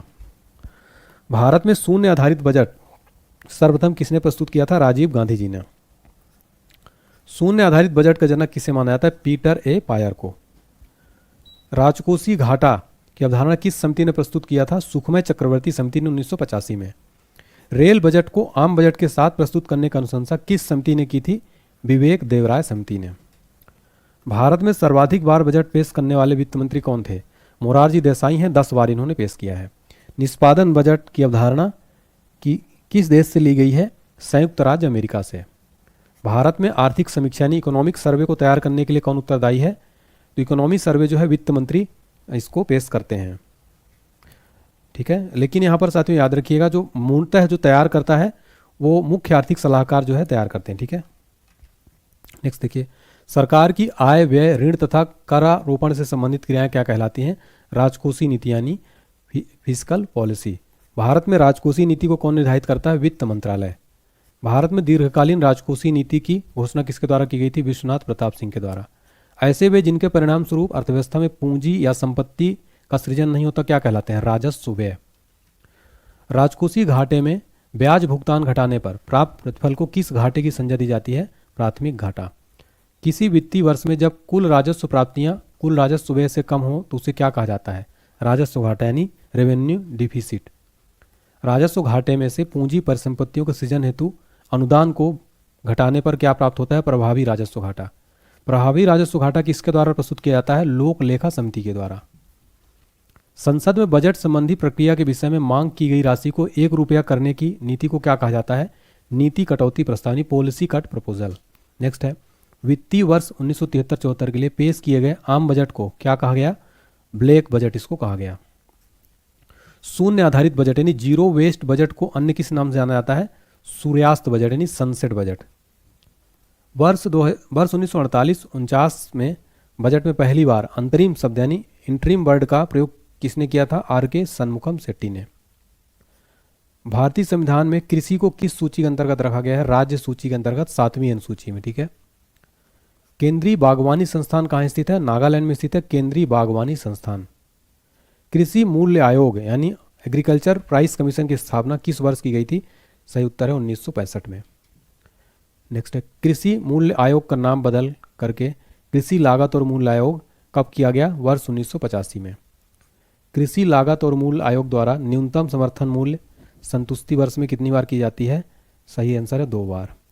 कृषि लागत और मूल्य आयोग का मुख्यालय कहाँ स्थित है? नई दिल्ली में। राष्ट्रीय कृषि अनुसंधान प्रबंधन अकादमी का मुख्यालय कहाँ स्थित है? हैदराबाद में। 1 हेक्टेयर से कम कृषि भूमि क्या कहलाती है? सीमांत जोत। गन्ने की उचित और लाभप्रद कीमत को कौन अनुमानित करता है? आर्थिक मामलों की मंत्रिमंडलीय समिति। भारत में विश्व कृषि संगणना कार्यक्रम के अंतर्गत प्रथम कृषि संगणना फर्स्ट एग्रीकल्चर सेंसस कब की गई थी? 1970 में। मौसम आधारित फसल बीमा योजना सर्वप्रथम किस राज्य द्वारा लागू की गई? कर्नाटक द्वारा। भारत सरकार ने किस लिए कीमत स्थिरीकरण कोष यानी प्राइस स्टेबलाइजेशन फंड की स्थापना का निर्णय लिया है? चाय, कॉफी, रबर और तंबाकू की कीमतों को स्थिर रखने के लिए भारत सरकार ने प्राइस स्टेबलाइजेशन फंड की स्थापना किया है। राष्ट्रीय खाद्य सुरक्षा मिशन किस वर्ष प्रारंभ किया गया था? 2007-8 में। राष्ट्रीय विशेष कृषि उपज योजना मुख्य रूप से किससे संबंधित है? निर्यात योग्य कृषि मूल्य से। एशिया का पहला मेगा फूड पार्क कहाँ स्थित है? गेतल सूद, रांची में। राष्ट्रीय चावल शोध संस्थान कहाँ स्थित है? कटक में। भारतीय गन्ना प्रजनन संस्थान कहाँ है? कोयम्बटूर में। भारतीय डेयरी अनुसंधान संस्थान कहाँ है? करनाल में। केंद्रीय कॉफी अनुसंधान संस्थान कहाँ है? कुर्ग में। जूट कृषि अनुसंधान संस्थान कहाँ है? बैरकपुर में। टिड्डी चेतावनी संगठन कहाँ है? जोधपुर में। तो टिड्डी चेतावनी संगठन कहाँ है? जोधपुर में। टिड्डी चेतावनी संगठन, यहाँ पर थोड़ा सा साथियों बोलने में मिस्टेक हुई, इसके लिए मैं माफ़ी चाहता हूँ। राष्ट्रीय मत्स्य उद्योग विकास बोर्ड कहाँ है? हैदराबाद में। राष्ट्रीय जैव उर्वरक विकास केंद्र कहाँ है? गाजियाबाद में। पशु चिकित्सा और जीव विज्ञान संस्थान कहाँ है? बेंगलुरु में। पशु स्वास्थ्य संस्थान कहाँ है? जालंधर में। लघु किसान कृषि व्यापार संघ कहाँ है? नई दिल्ली में। भारतीय चारागाह एवं चारा अनुसंधान संस्थान कहाँ है? झांसी में। सरकार खाद्य पदार्थों का क्रय किस मूल्य पर करती है? अधिप्राप्ति मूल्य पर, यानी कि याद रखिए, ठीक है। खाद्यान्न की अधिप्राप्ति वितरण और भंडारण करने वाली नोडल एजेंसी कौन सी है? भारतीय खाद्य निगम, ठीक है, फूड कॉर्पोरेशन ऑफ इंडिया। प्रथम विश्व खाद्य पुरस्कार किसे और कब दिया गया था? याद रखिएगा 1987 में। याद रखिएगा 1987 में एम.एस. स्वामीनाथन को, ठीक है ना। नेक्स्ट क्वेश्चन देखते हैं हमारा। दीर्घकालिक कृषि ऋण किसके द्वारा प्रदान किया जाता है? भूमि विकास बैंक के द्वारा। नेक्स्ट, भारत में प्रथम औद्योगिक नीति की घोषणा कब और किसके द्वारा की गई थी? राइट आंसर हो जाएगा श्यामा प्रसाद मुखर्जी के द्वारा 6 अप्रैल 1948 में। भारत में लघु स्तर का मुख्य उद्योग कौन सा है? हथकरघा उद्योग यानी हैंडलूम इंडस्ट्री। बीएसएनएल की स्थापना किस वर्ष हुई थी? सन 2000 में। कागज विनिर्माण उद्योग के लिए प्रसिद्ध कौन से स्थान है? तो यमुनानगर, गुवाहाटी तथा बल्लारपुर। मेक इन इंडिया कार्यक्रम का लोगो क्या है? शेर। इसकी शुरुआत हुई थी 25 सितंबर 2014 में मोदी जी के द्वारा। भारत में मिल निर्मित कपड़े का सर्वाधिक उत्पादक राज्य कौन सा है? गुजरात। नेक्स्ट देखिए, भारत में उद्योग हेतु लाइसेंसिंग प्रणाली का आधार क्या है? तो वह है उद्योग अधिनियम 1951। भारत सरकार द्वारा महारत्न योजना की शुरुआत कब की गई थी? राइट आंसर हो जाएगा दिसंबर 2009 में। भारत का सबसे बड़ा संगठित और एवं व्यापक उद्योग कौन सा है? वो है कपड़ा उद्योग, जो भारत का सबसे संगठित और व्यापक उद्योग। भारत की सिलिकॉन वैली किस शहर को कहते हैं? तो फ्रेंड्स बेंगलुरु को कहते हैं। उदारीकरण, निजीकरण और भूमंडलीकरण की नई आर्थिक नीति घोषणा किस वर्ष की गई थी? 1991 में। नई आर्थिक नीति यानी 1991 किस सरकार के द्वारा लाई गई थी? राइट आंसर हो जाएगा नरसिम्हा राव सरकार के द्वारा फ्रेंड्स लाई गई थी। सूक्ष्म लघु मध्यम विकास अधिनियम यानी MSMDA कब पारित किया गया? याद रखिए साथियों, सन 2006 में जो है पारित किया गया था। नेक्स्ट है, कारपोरेट सोशल रिस्पॉन्सिबिलिटी संबंधी कानून सर्वप्रथम किस देश ने बनाया था? राइट आंसर हो जाएगा भारत ने। उद्योगों का वार्षिक सर्वेक्षण किसके द्वारा किया जाता है? राष्ट्रीय प्रतिदर्श सर्वेक्षण यानी NSSO के द्वारा। भारत में उदार औद्योगिक नीति किस वर्ष अपनाई गई थी? 1991 में। सूचना क्रांति के जनक किसे कहा जाता है? आर्थर सी क्लार्क को। मीरा सेठ समिति किससे संबंधित है? हथकरघा के विकास से। सत्यम समिति का संबंध किससे है? राइट आंसर हो जाएगा वस्त्र नीति से। भारत में पर्यटन और होटल उद्योग के विकास का उत्तरदायित्व किस पर है? राइट आंसर हो जाएगा भारत पर्यटन विकास निगम। नायक समिति का संबंध किससे है? राइट आंसर हो जाएगा लघु उद्योग से। आधुनिक सभ्यता के विकास के लिए सबसे मूलभूत उद्योग किसे माना जाता है? लौह इस्पात उद्योग को माना जाता है। हिंदुस्तान एरोनॉटिक्स लिमिटेड किससे संबंधित है? राइट आंसर हो जाएगा वायुयानों के उत्पादन से। राउरकेला इस्पात संयंत्र की स्थापना किस वर्ष की गई थी? राइट आंसर है 1955 में। राउरकेला इस्पात संयंत्र भारत किस राज्य में स्थित है? ओडिशा में। भारत के किस इस्पात संयंत्र की स्थापना में जर्मनी सहयोगी देश के रूप में था? तो राउरकेला इस्पात संयंत्र में। छत्तीसगढ़ में स्थित भिलाई इस्पात संयंत्र की स्थापना किस वर्ष की गई थी? 1955 में। भिलाई इस्पात संयंत्र की स्थापना किस देश के सहयोग से हुई थी? रूस के सहयोग से। दुर्गापुर इस्पात संयंत्र भारत के किस राज्य में स्थित है? पश्चिम बंगाल में। स्थापना हुई थी 1955 में। दुर्गापुर इस्पात संयंत्र की स्थापना किस देश के सहयोग से हुई थी? याद रखिए ब्रिटेन। फ्रेंड्स, ये सारे क्वेश्चन जितने करा रहा हूँ इस्पात संयंत्र वाले बहुत इंपॉर्टेंट है, एग्जाम में जरूर पूछा जाता है, ये कंट्री पूछ लेता है इनकी, तो ये डायरेक्ट प्रश्न बनते हैं फ्रेंड्स, डायरेक्ट। ठीक है, नेक्स्ट देखिए, झारखंड में स्थित बोकारो इस्पात संयंत्र की स्थापना किस वर्ष की गई थी? 1964 में। बोकारो इस्पात संयंत्र की स्थापना किस देश के सहयोग से हुई थी? रूस। भारत में गरीबी को किस रूप में परिभाषित किया जाता है? कैलोरी प्रति प्राप्ति से। भारत में निर्धनता के स्तर पर आकलन किस आधार पर किया जाता है? परिवार का उपभोग व्यय। ग्रामीण क्षेत्रों में कितनी कैलोरी प्राप्त न कर सकने वाले व्यक्ति को निर्धनता रेखा के नीचे माना जाता है? 2400 कैलोरी। शहरी क्षेत्रों में कितनी कैलोरी प्राप्त न कर सकने वाले व्यक्ति को निर्धनता रेखा से नीचे माना जाता है? 2100 कैलोरी। दांडेकर रथ फार्मूला किससे संबंधित है? गरीबी के माप से। वर्तमान समय में भारत में गरीबी रेखा निर्धारण किसके द्वारा किया जाता है? राइट आंसर है नीति आयोग के द्वारा किया जाता है। आय के वितरण की विषमता के माप की सर्वाधिक प्रचलित विधि कौन सी है? वो है गिनी गुणांक। गिनी गुणांक को किसने और कब विकसित किया था? कोरेडो गिनी ने 1912 में। लॉरेंज वक्र को किसने और कब विकसित किया था? मैक्स ओ लॉरेंज ने 1905 में। निर्धनता के दुष्चक्र का सिद्धांत किसके द्वारा दिया गया था? प्रोफेसर रेगनर नर्से के द्वारा। ठीक है, विसिसियस साइकिल ऑफ पॉवर्टी। गरीबी उन्मूलन का नारा किस पंचवर्षीय योजना में दिया गया था? 6वीं पंचवर्षीय योजना में। भारत में गरीबी की गहनता के माप के लिए सबसे उपयुक्त मानदंड क्या है? बहुआयामी गरीबी सूचकांक। बहुआयामी सूचकांक की गणना में किसे इकाई माना है? परिवार को। भारत में अधिकांश बेरोजगारी किस श्रेणी की है? राइट आंसर है संरचनात्मक यानी स्ट्रक्चर्ड। बंधुआ मजदूरी उन्मूलन अधिनियम कब पारित किया गया था? 1975 में। भारत में परिवार नियोजन कार्यक्रम किस वर्ष प्रारंभ किया गया? 1952 में। अत्यधिक कुपोषण के कारण किस राज्य को भारत का इथोपिया कहा जाता है? तो मध्य प्रदेश को। राष्ट्रीय सामाजिक सहायता कार्यक्रम का उद्देश्य क्या? अत्यधिक गरीबों हेतु वृद्धा पेंशन। तेंदुलकर समिति का संबंध किससे है? तो गरीबी से है। योजना आयोग ने किस वर्ष में तेंदुलकर समिति बनाई थी? 2004 में। तेंदुलकर समिति ने भारत में गरीबी रेखा के नीचे कितनी जनसंख्या के अनुमान का आकलन किया था? 37.2%। गरीबी क्षमताओं का अभाव है, यह कथन किसका है? प्रोफेसर अमर्त्य सेन का। विश्व बैंक की रिपोर्ट के अनुसार भारत में 50% से अधिक निर्धन किन 4 राज्यों में निवास करते हैं? तो इन 4 राज्यों बिहार, यूपी, एमपी और उड़ीसा। भारत में सामुदायिक विकास के मुख्य निर्माता किसे माना जाता है? सुरेश कुमार को। ट्राइसेम कार्यक्रम किससे संबंधित है? राइट आंसर है ग्रामीण विकास से। भारत सरकार द्वारा चलाया गया मिशन इंद्रधनुष 2014 का संबंध किससे है? बच्चों और गर्भवती महिलाओं के टीकाकरण से। जीवन की भौतिक गुणवत्ता यानी फिजिकल क्वालिटी का सर्वाधिक उपयुक्त आकलन किस पर आधारित है? शिशु मृत्यु दर तथा साक्षरता। प्रथम स्वास्थ्य नीति घोषणा कब हुई थी? 1983 में। राष्ट्रीय ग्रामीण स्वास्थ्य मिशन किस पंचवर्षीय योजना में प्रारंभ किया गया था? 10वीं। प्रधानमंत्री जनधन योजना का मुख्य उद्देश्य क्या था? वित्तीय समावेश को प्रोत्साहन। प्राथमिक शिक्षा के सार्वभौमिकरण के लिए सर्व शिक्षा अभियान किस वर्ष प्रारंभ किया गया था? 2001 में। हरित विकास यानी ग्रीन डेवलपमेंट पुस्तक के लेखक कौन है? WM Adams. UIDAI यानी unique identification authority of India योजना के अंतर्गत पहला आधार गांव कौन सा है? थेम्बली, महाराष्ट्र। इकोमार्क प्रमाण पत्र किन भारतीय उत्पादों को दिया जाता है? पर्यावरण के प्रति मैत्रीपूर्ण हो। मध्याह्न भोजन हेतु प्रबंध तथा वित्तीय व्यवस्था किसके द्वारा की जाती है?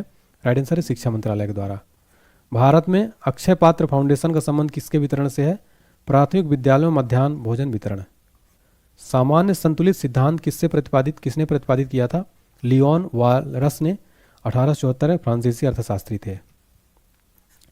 ऑपरेशन ब्लैक बोर्ड यानी ऑपरेशन ब्लैक बोर्ड किससे संबंधित है? प्राथमिक शिक्षा से। भारत में शिक्षित बेरोजगारों का सर्वाधिक प्रतिशत किस राज्य में है? केरल में है। लोक नायक जयप्रकाश नारायण के जन्म दिवस पर किस योजना को प्रारंभ किया गया था?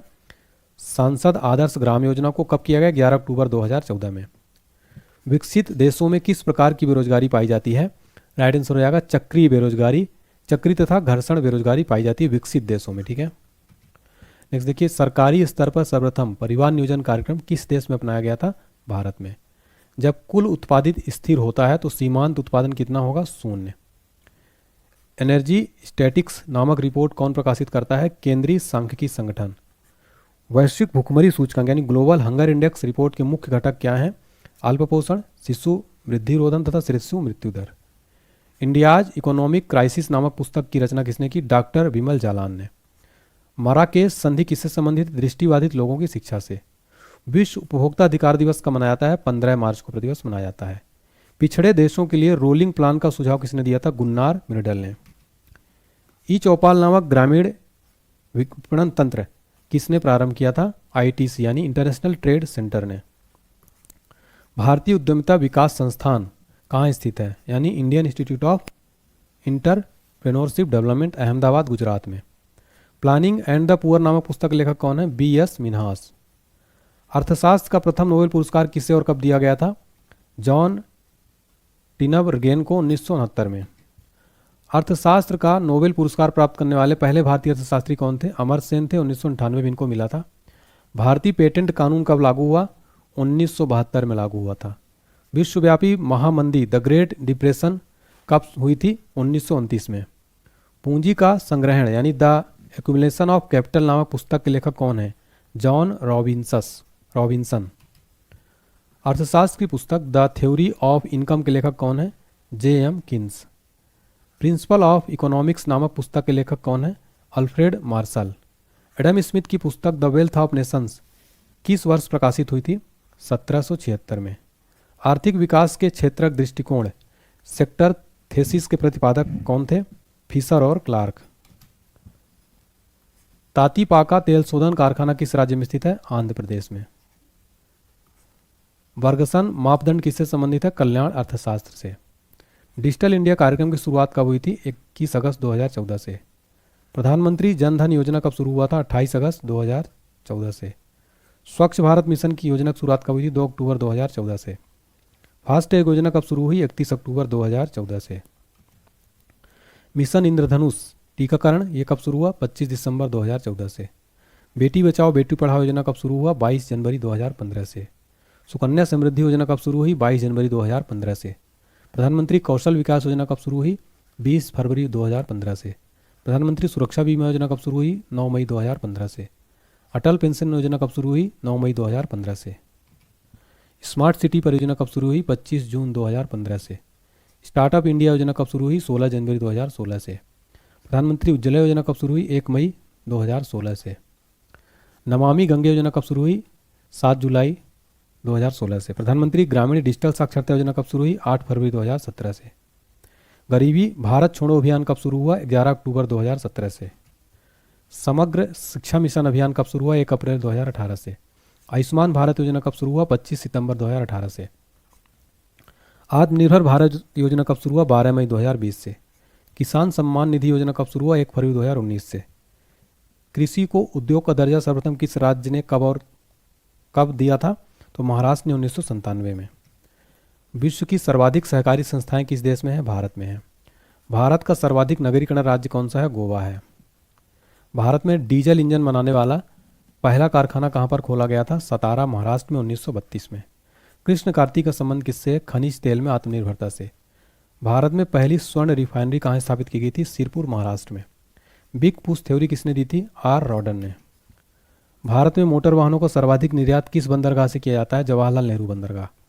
राष्ट्रीय किसान आयोग नेशनल कमीशन ऑफ फार्मर का गठन कब किया गया था? 2004 में एम एस स्वामीनाथन की अध्यक्षता में। स्वामीनाथन को भारत में हरित क्रांति का जनक कहा जाता है, आप सबको पता होगा। भारतीय अर्थव्यवस्था का पायनियर किसे कहा जाता है? डॉक्टर मनमोहन सिंह को। आपको बता दें डॉक्टर मनमोहन सिंह को भारतीय अर्थव्यवस्था का पायनियर या भारतीय अर्थव्यवस्था को उदारीकरण का दूत कहा जाता है, क्योंकि भारतीय अर्थव्यवस्था में उदारीकरण वर्ष 1995 में